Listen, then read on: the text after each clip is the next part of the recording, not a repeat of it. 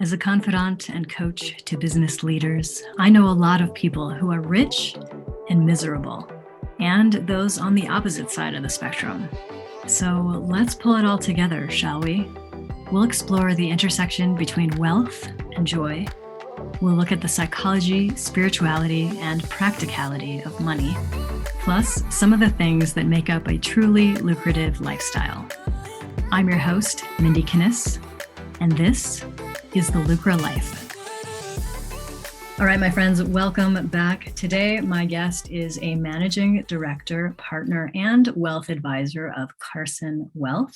He is a registered financial consultant, RFC, and has been an active financial technical analyst since 2005.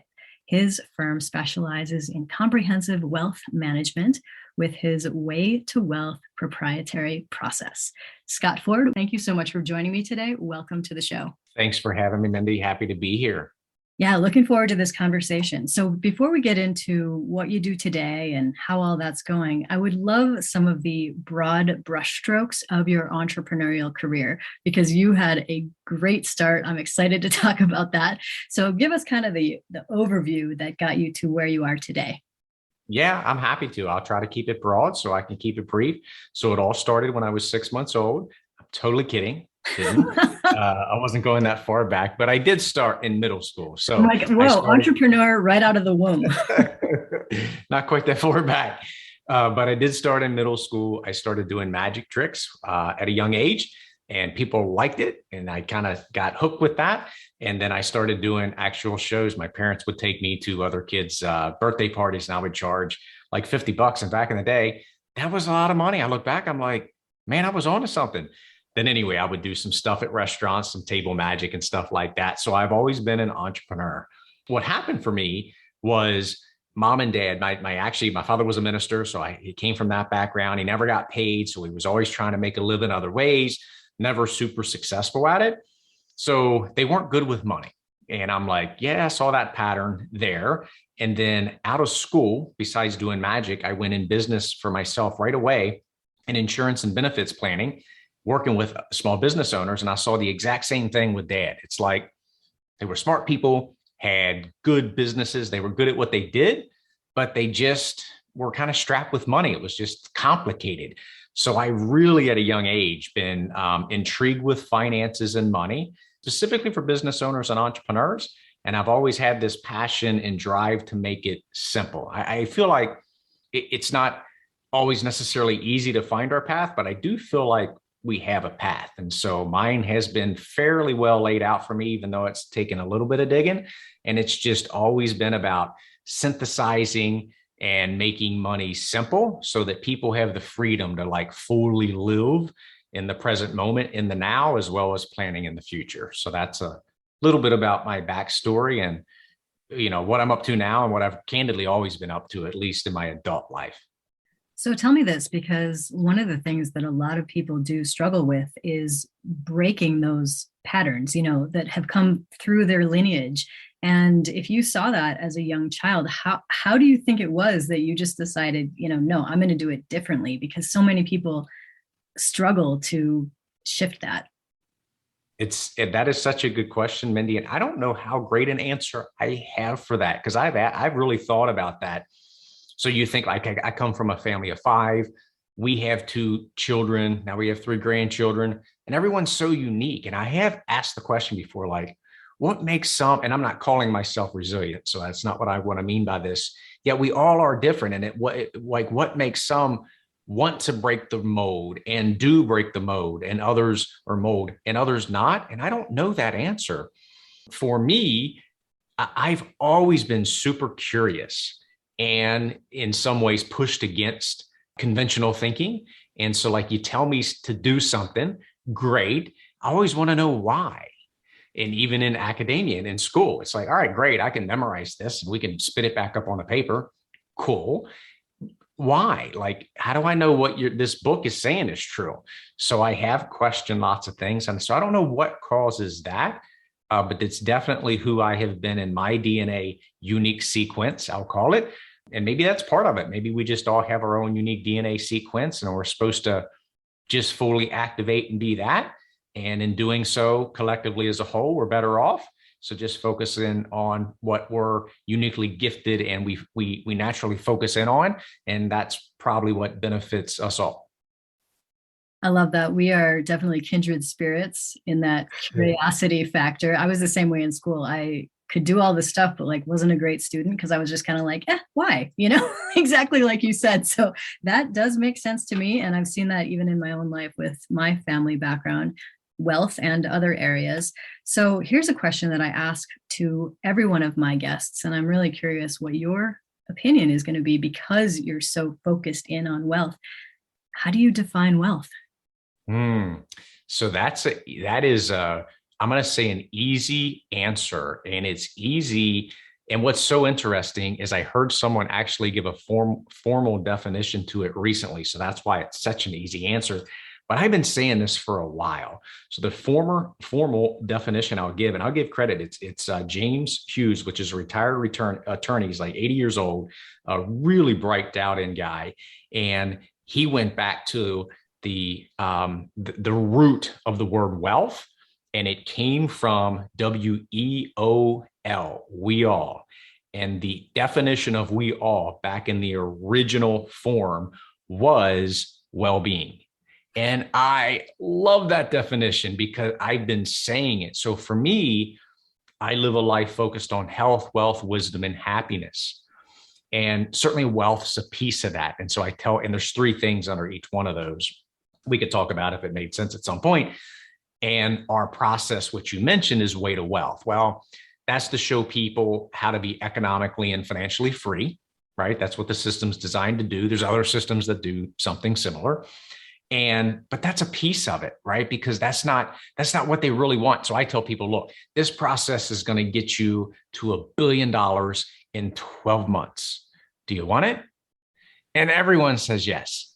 And then I say, and you're going to be completely unfulfilled.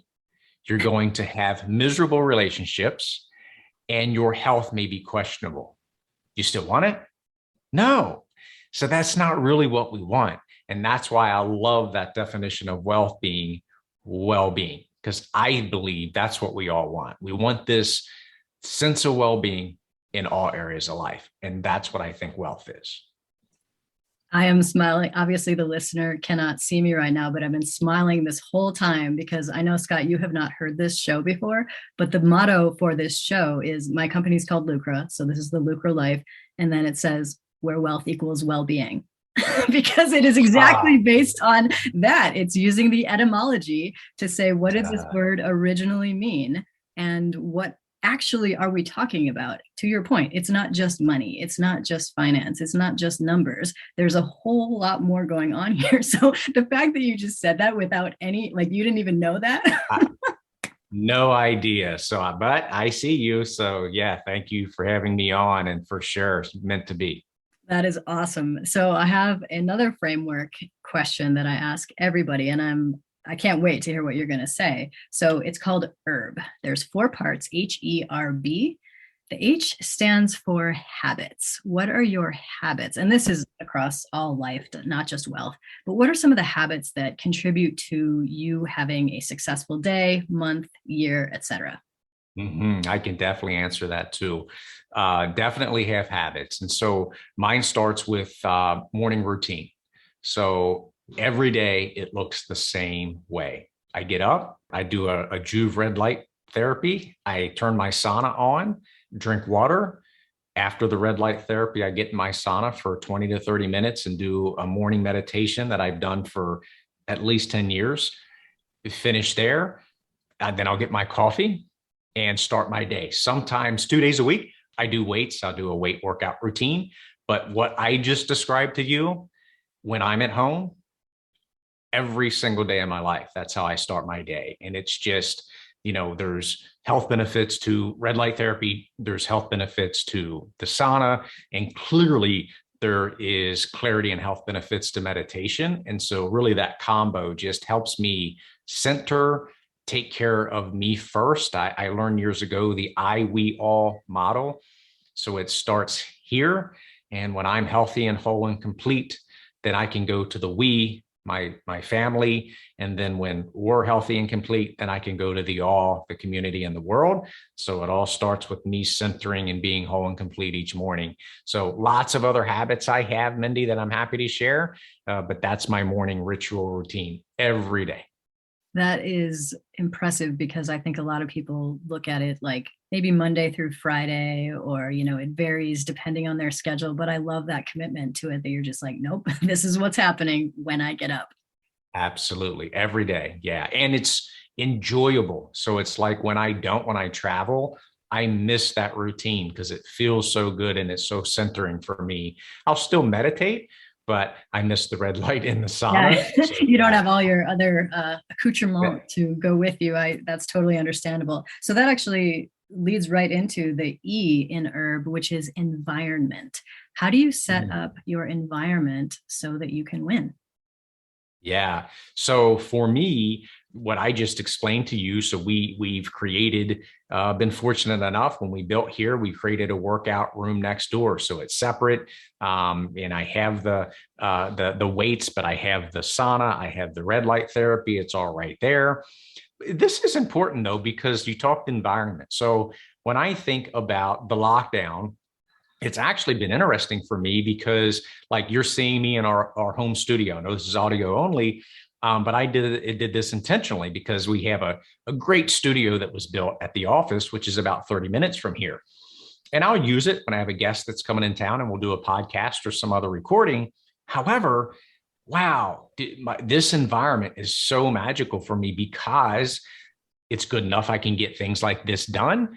When I'm finished, I need to make phone calls. I go outside. We're on 145 acres. I walk in the woods. I'll take my shoes off and walk barefoot when it's not, snow on the ground, and make calls. I've created this environment where I want to do that. So I always have a goal. You talked about habits before of 10,000 steps. When I'm at the office, it's hard to get that done because I'm in this cube and people are pinging me. When I'm here, I never miss 10,000 steps, yet I get as much or more work done. So the environment is critically important. And I've set it up to my liking here at our property. That is so awesome. I mean, to me, I'm an introvert. So the whole lockdown thing, it really was kind of like, this works for me. I'm in my space. I'm in my zone. Same. My wife has said they know you're not going back in, right? And I'm like, yeah, I think at this point they do. I do. And I work more than ever, but like you, I'm an introvert. And so I actually get so much more done here. And then my health habits in this environment, so much easier to do, including diet, what I eat. It's just so much easier to eat right here too. Absolutely. When you're in control of all the things because it's your home, like you said, it is just so much easier. So let's move on to the R in herb. And this one is my favorite one because I can geek out on books and stuff like that for hours, but the R stands for resources. So what are some resources in your life that you have found super successful, have inspired you? And this could be books, programs, coaches, whatever type of resource that comes to mind. Sure. Yeah. I've always been a fan of this, and there's so much I could share.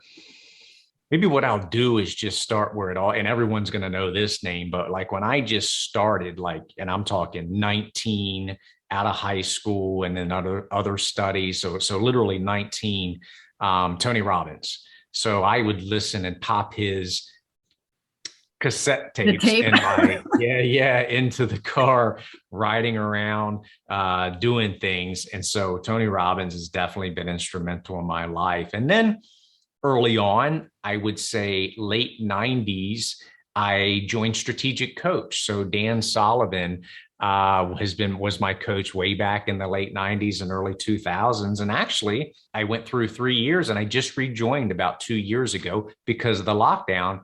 They started doing virtual again. And I'm like, I'm back. So signed back up and super happy. So I would say Dan Sullivan's been a great resource. And for me, it's really interesting. I do now love to read. So I'm a voracious reader and a huge fan of podcasts. Here I am on one. I just love podcast content just because it can be long form, it's not scripted. You can be raw, real, and really get pure opinions and information. And then Audible, just listening when I'm walking and doing other things, listening to audio books have been really instrumental to me. So I can give examples of the who's and such, but there are platforms that have been super helpful for me along the journey.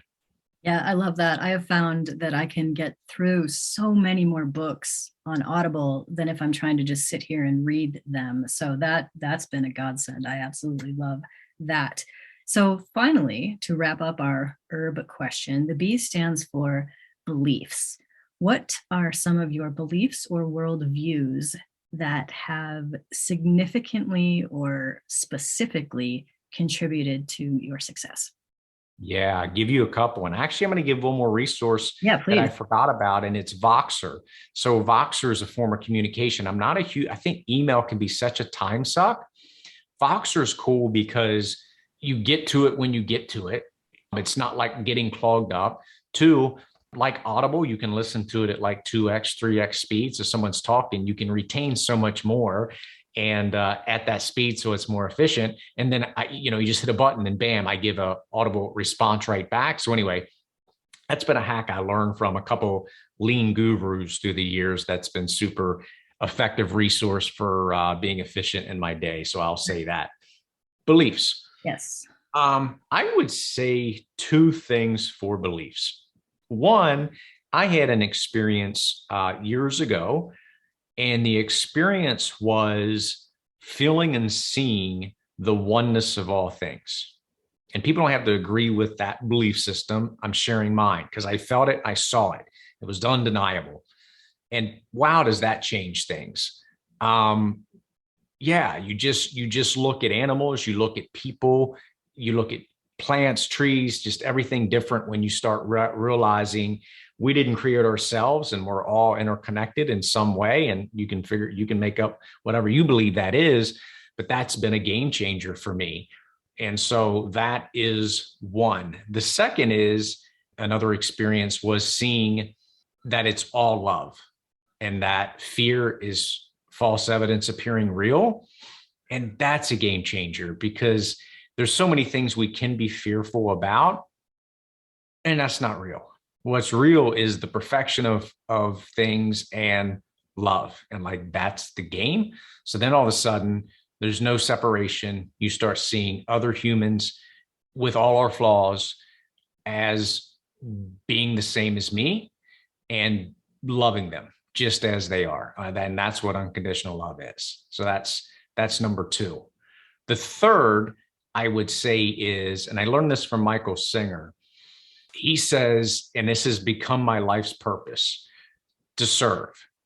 And the definition of that is every moment presents itself for you to lift it. So I come into today's podcast. I've never met you. To your point, I didn't know your slogan. So that's so cool. It was obviously meant to be. And then I'm like, look, no ego in this. This is obviously a sister. I'm a brother. So it's like, how do I show up and serve? How can I serve this moment and just be authentically me? And showing up, recognizing every moment is putting itself in front of you for an opportunity for me to lift it if I can. You can't always do it, but that's been another belief that's been really helpful for me.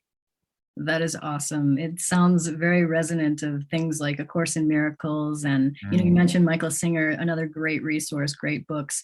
So awesome, awesome, awesome. Tell me about some mistakes that you have made along the way in the entrepreneurial world, because it's very easy for people. A lot of my clients and listeners are early stage entrepreneurs. So it's simple for them to hear you and they're like, well, that's great, Scott. Like, you got it all together. You got it all sorted out. But we know that it's not quite that easy, right? So I would love for you to share maybe one or two things that you're like, whoa, could have done that differently, or that didn't work out. Yeah. So God, I can share way more than one. Okay. Yeah, way. So where do I begin? Right. So let me think of two. One would be two things on hiring. One is I should have hired way sooner than when I did, almost always. Okay. Like you wait too long to add capacity. And then what's happening is you're way outside of your unique DNA sequence, as I mentioned before, and your unique ability and your unique genius, which means you're competent, but you're not great, and it's sucking your energy. So I would have hired way sooner than I did before. And then in hiring, I would have followed a process versus trusting my gut, like my intuition. Because sometimes, and I go with my gut and intuition because that's normally right. In hiring, though, sometimes what you're trusting is this person has similarities to me, so we're resonating, on the same frequency. That's all cool. Yet in a company, you're hiring yourself when you do that. Right, And which doesn't help.